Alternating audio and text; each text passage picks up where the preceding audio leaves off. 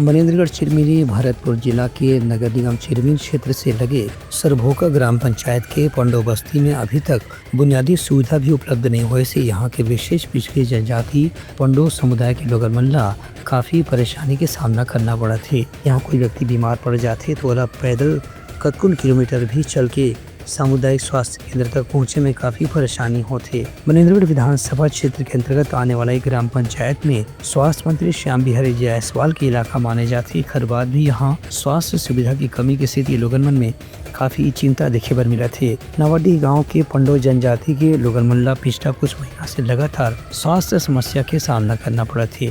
500 की आबादी होने के बाद भी ये गाँव में आज तक कोई पहुँच मार्ग के भी निर्माण नहीं हुए है। यहाँ के लोगन मन के कहना है कि यहाँ कम से कम एक अस्पताल और पक्का सड़क के निर्माण समेत कुछ बुनियादी सुविधा जल्द से जल्द उपलब्ध कराना जरूरी है।